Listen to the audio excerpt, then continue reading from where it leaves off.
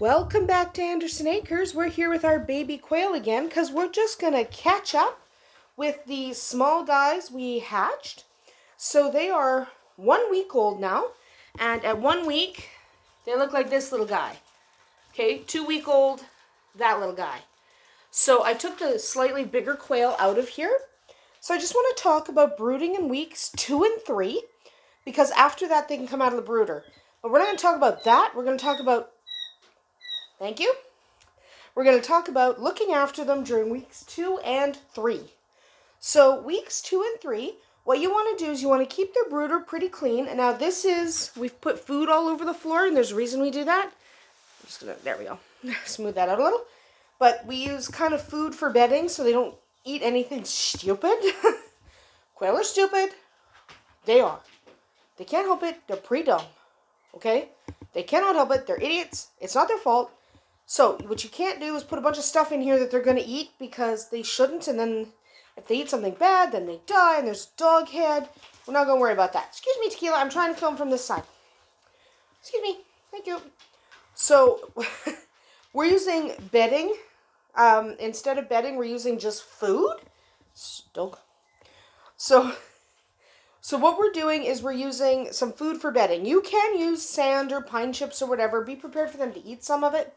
I switch to sand once they leave this room because then it makes sense. But right now we just sprinkle some food on the ground and then we empty this out once a week and sprinkle some new food on the ground. So you want to keep their brooder fairly clean. Okay, so clean up their poops depending on how many quail you have. I only have 1, 2, 3, 4, 5. There's 2 under the plate. I've got 7 in here right now. So I only have 7, so cleaning up after them for me is about once a week because I'm hatching small groups. Okay, I'm hatching small groups of less than 4 at a time usually right now. So we're not going to worry about it. Okay, we're just not going to worry about it. But you want to keep their brooder clean. You want to keep them supplied with food at all times. You want to keep them supplied with water at all times and still use these little tiny baby quail waterers. It's still important because even at a week old, they could drown. Until week 3, I don't remove the baby waterer. And I'll show you where they go on week 3. You also still need heat. Now, I am going to recommend a heat plate. Tequila, can you move? I'm trying to film. Go sit down. Just, you're in my way. I can't step on you. Move. Sit over there. Thank you. Sorry, the dog is crazy. I can't get her out from under my feet. She wasn't doing anything. She was just standing where I was trying to walk. She's not a bad dog. She's just crazy. Anyway, so they still do need some kind of heat. I do not like heat lamps. I know they're inexpensive, but all it takes is a little bit of a problem, and all of a sudden you've burned down your baby barn. The number of people who have lost animals to fires because of heat lamps is crazy. So I will provide a link to this heat plate, and I'll provide one to the Brinsea, which is my preference. The Brinsea is still at my best friend's place because she did it. I didn't.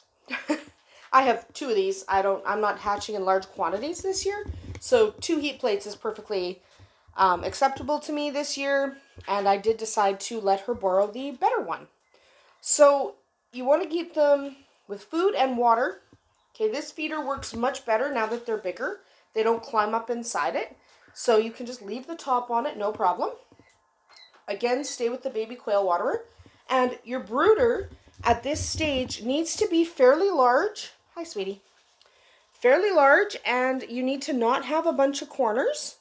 Okay, so this is rounder, so nobody gets stuck in corners. And if you look at the corners, they kind of raise up.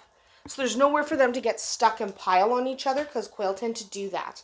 So if you can avoid corners in your brooder, that's ideal. I'll provide a link to this thing that I bought. I bought a second one now because I've got chicken eggs hatching. But this you want if you can. So I'll provide a link. Of course, you can use any brooder you want, but this is the one I've had the most success with. Better than anything I've ever built. And they're like $20 on Amazon. So yeah, I'm going to provide a link. I'll provide a link to heat plate and the quail waterer base. This you can seriously get at pretty much any feed store. And the jars that are compatible with that base or compatible with that base. It's just a lot of feed stores don't carry these tiny little bases because apparently hatching quail isn't as big a thing. So weeks 2 and 3 are identical. Okay, you're just going to keep them with a heat plate. They may choose not to go under it during when they're about 2 weeks old, between weeks 2 and 3, but still provide it. I often take my chicks without heat at day 10, my Coturnix quail chicks. Remember, we're talking about only Coturnix quail here. Okay, chickens need heat for much longer, but Coturnix quail do not. So these guys, I often don't even worry about heat after day 10, but to be absolutely safe, you should leave them with a heat plate up to 3 weeks.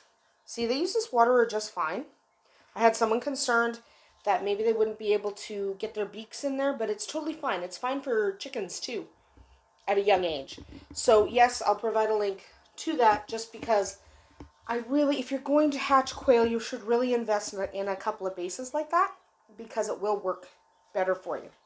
So yes, we are talking 2-week-olds start to have their feathers come in, so they're not as cold as they would have been a week ago. So they have some fluff, they have some feathers. They are not ready to be outside without heat.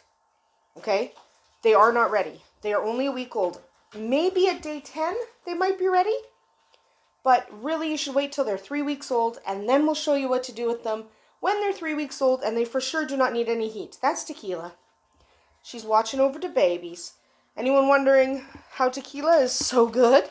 You good dog. Anyone wondering how she's so good? Training.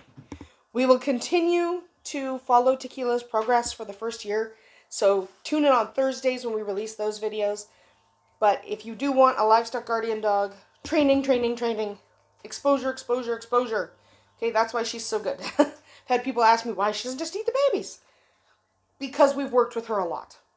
So anyway, quail, Coturnix quail specifically, during weeks 2 and 3 are very similar to week 1. Just make sure they have bedding, heat, food, water. And another thing that's important is to have light that you can shut off. So for the proper development of chicks, they really do need the light shut off at night for at least 8 hours. Okay, you want them to get proper sleep. You don't want to leave lights on all the time. So shut your lights off at night. Okay, we shut them off around 9-10 p.m. and we turn them back on. Oh, when do we turn them on? Probably 6 a.m., 5:30, depending on if I'm out here or not. So that's what we do with our chicks. It's really important that they get a period of darkness at night. It helps them develop. It helps them not go crazy, because sometimes what happens, chicks that are exposed to light 24/7 can get a little aggressive. So make sure you can shut your lights off at night. Another benefit of not using lamps for heat and instead using brooder plates. So that's about it for us here today at Andersen Acres. We will come back when these little ones, not these guys, but when these little ones are 3 weeks old. We will come back and we'll show you what we do with them when they no longer need to be in this brooder. What's their next step?